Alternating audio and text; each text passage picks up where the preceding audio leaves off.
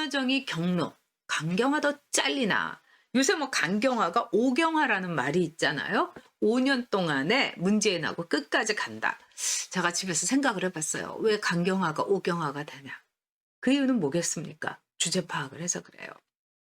강경화는 이 개념도 없고 뭐 이념도 없어요. 그러니까 문재인 정권이 딱 앞세우기 좋은 여자 외무부 장관이에요. 머리 허옇고 국제 그 단체에서 뭐 주로 구호 쪽에 있었고 차라리 한비아가 낫죠. 강경화보다는. 근데 이 강경화라는 사람은 말을 잘 듣는 거예요. 그냥 OEM 외무부 장관이다. 청와대에서 말한 대로 말을 잘 듣는 거죠. 근데 이번에 강경화가요, 중동에 마나마 뭐 ISIS인가 뭐 그 회의에 가가지고 뭐라고 했냐, 북한에 대한 발언을 한 거예요. 그래서 뭐라고 했냐, 아 진짜 그 북한이 참 이상하다. 북한이 점점 더 이 폐쇄적으로 돼가고 있다. 코로나가 북한을 더 북한답게 만들고 있다. 북한이 코로나 확진자가 없다고 하는데 코로나에 대해서 북한이 0명이라고 제로라고 얘기하는데 너무 이게 말이 안 맞는 것 같다. 옳은 말 했죠. 간만에. 그리고 뭐 이 말이 별 뜻이 있습니까? 근데 김여정이가 경로를 한 거예요. 그러면서 뭐 이게 말이나 되냐? 이러면서 이렇게 얘기하는 거예요. 그 외교부 장관 강경화가 중동의 행각 뭐라고 하냐? 우리 이 북조선이 비상 방역 조치에 대해서 주제넘는 말을 내뱉었다. 이러면서 강경화한테 계산을 반드시 해주겠다. 이렇게 얘기한 거예요. 이게 조선중앙통신으로 나왔는데 계산을 반드시 해주겠다. 이게 북한에서 계산을 반드시 해주겠다고 하면은 무슨 얘기냐? 한마디로 대가를 꼭 치르게 해주겠다. 뭐 서울 불바다로 만든 것처럼 강경화도 몸에다가 불을 질러주겠다. 뭐 이런 얘기라고 합니다. 근데 이제 뭐 또 청와대 쪽에서는 뭐 그 민주당 쪽에서는 뭐 이제 정식 성명으로 내지 않고 조선중앙통신의 보도 쪽으로 낸 거다. 그 다음에 문장이 짧다. 이렇기 때문에 나름대로 조정한 것 같다면서 애써서 이거를 이제 톤다운을 시키려고 해요. 그러나 김여정이가 그 남북 연락 그 사무소 폭파하기 전에 그 발광하던 그 6개월 만에 김여정이가 이제 이런 성명을 낸 겁니다. 그리고 제가 보기엔 여기도 또 타이밍이 끝내줘요. 비건이 한국에 온 거에 때 맞춰서 성명을 낸 거죠. 지금 미국이 우리를 좀 봐줬으면 좋겠는데 미국의 관심을 끌었으면 좋겠는데 미국이 이렇게 보고 있고 그 다음에 바이든 정권에서는 굉장히 인권 중시하기 때문에 아주 입지가 굉장히 나쁠 겁니다. 그렇기 때문에 바이든 정권에 어떻게 보면 눈길을 끌어보는 거죠. 그래서 비건이 고별 뭐 인사를 하러 한국 방문을 왔는데 글쎄요. 그 최종건 외교부 차관이 뭐 닭 한 마리 집을요. 통째로 빌려갖고 비건한테 닭을 쐈대요. 지 돈으로 쏜 겁니까 이게? 참 웃기는 거예요.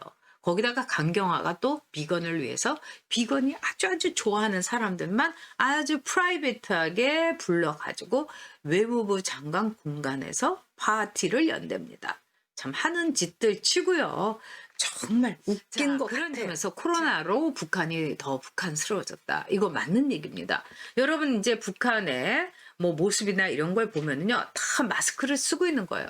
그럼 그걸 뭘 얘기하겠어요? 북한의 코로나가 제로가 아니라는 걸 얘기하는 겁니다. 제로가 아니라는 걸 얘기하는 거예요. 그런데도 불구하고서 말하자면은 북한에서 코로나가 제로라고 빡빡 우기고 있는 거는 북한이란 나라는요, 자존심이 없어요. 자존심. 근데 자존심이 없다는 거는 중국에 대해서만 없는 거고요. 한국에 대해서는 북한은 과도한 자존심을 갖고 있는 거죠. 그래서 중국에다가 아마 뭐 좀 줘 이래서 중국이요 지금 딱 당당하게 중국의 에너지 뭐 수송차 이런 게 보였다는 게 아닙니까? 그러면서 한국에 대해서는 우리는 코로나 없어 이러면서 나오고 있는 거예요. 마스크 쓰고 있고 그 마스크도 굉장히 아마도 이 부족한 상태 겁니다. 그래서 외신에 나오는 거 이런 걸로만 그 마스크를 쓰고 있는 거예요. 그러면서 김여정이 강경화의 대가를 치르게 하겠다 이렇게 했어요. 그럼 강경화 잘라줘야 되는 거 아닙니까?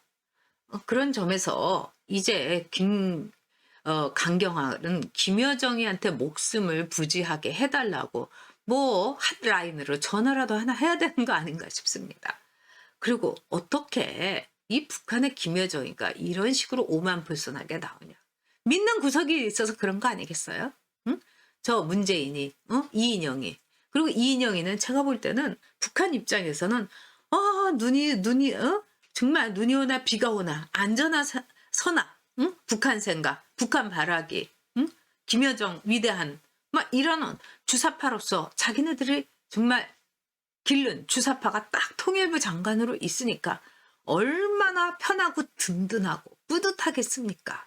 그러니까 김여정이 강경화 모가지 자르는 거는 한순간일 거다. 이렇게 봐야 되는 거죠. 자, 그렇다면은요. 기가 막힌 거는 어저께 저는요. 이 공수처법도 문제지만 어저께 국회에서 무지막지하게 법사위를 통과한 법들이 기가 막힌 법들이 참 많습니다. 5.18 처벌법 이거는 더 웃겼죠. 처음에 7년 5.18에 대해서 이건 문제가 있다. 그 다음에 5.18에 대해서는 역사의 오랜 심판을 받아야 된다. 판결을 받아야 된다. 뭐 이런 말을 하게 되면 이제 오늘 이 자정 넘어갖고 하게 되면은 이런 말 못합니다. 그러면은요 징역 5년을 받을 수도 있는 거예요. 이게 여러분 말이 됩니까? 이게 말이 돼요 여러분? 근데 법사위에서 백혜련이가 이거를 막 빵빵 막 통과시킬 때는 어떻게 했느냐. 백혜련이 7년으로 한 거예요. 그러니까 자기네들도 7년은 좀 심하잖아? 이래갖고 다시 5년으로 해가지고 이걸 다시 통과시켰어요. 마구잡이, 막가파. 그 다음에 지들도 정신이 없는 거예요. 너무 창피하고 부끄럽고 대한민국의 민주주의와 국회가 이렇게 유린됐나. 저는 사실 국회에서 8년을 일한 사람으로서 피눈물이 납니다. 이게 할 일이 있고 하지 못할 일, 해서는 안 될 일이 있는 거죠. 자, 그런데 더 기가 막힌 거. 이 경제 3법이 통과됐어요. 앞으로요, 기업에서 이사를 할 때도요, 이사회를 이거 할 때도 대주주, 즉 오너, 이 회장들이 3%의 이거를 뭐 넘기지 못하게 했어요. 아니 그러면 문재인이 지도 3%밖에 넘기지 못하게 해야 되는 거죠. 더구나 기업 아닙니까? 기업은요. 오너가 기쁨만 누리고 이윤만 누립니까? 리스크도 짊어지는 게 오너인 거예요. 그래서 한국의 재벌이 물론 문제도 많지만은 한국의 재벌 구조를 통해서 삼성이 말하자면 재벌 구조를 통해 가지고 세계의 삼성이 된 겁니다, 여러분. 기가 막힌 거죠. 자, 말 그대로 NC소프트 같은 것도요. 이게 게임 업계 삼성 아니겠습니까? 샤넬이고요. 그러면 여기도 이제 3% 룰에 묶이게 되면요. 글쎄 NC소프트가 얼마나 될 수 있을지.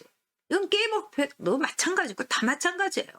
이런 황당한 법이 우리나라 기업인들의 발목을 잡는 법이요. 이게 통과가 됐어요. 거기다가 더 기가 막힌 거. 대북 전단 처벌, 대북 전단 금지법이 된 거예요. 이게 앞으로 어떻게 됐는지 아십니까, 여러분? 앞으로요, 이 대북 전단을 이렇게 뿌리게 되면은요, 김여정이가 말한 거죠. 그래서 3년 이하의 징역과 벌금을 3천만 원을 받게 되는 거예요. 그러니까 대북 전단을 뿌리면 3년 이하에 3년도 포함되죠. 이하니까 징역살을 하는 거예요. 이게 김여정이가 막 심통 부리면서 삐락 부리고 이러면서 승질내니까 그대로 받아가지고 이 법을 만든 거 아니겠습니까? 이 민주당이.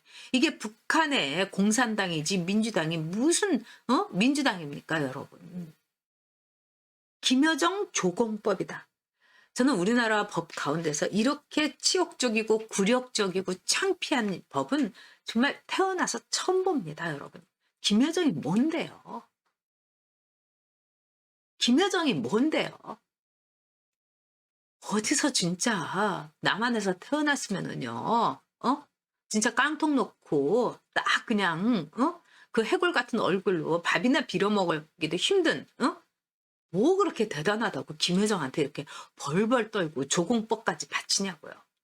정말 이거는 대한민국이 근조, 대한민국이 죽었다. 이런 생각이 듭니다. 이제 근조 대북 전단 금지법까지 이렇게 통과시키는 이 문재인의 악성 독재, 바이러스 독재, 코로나 독재 빨리 우리가 종식시키고요.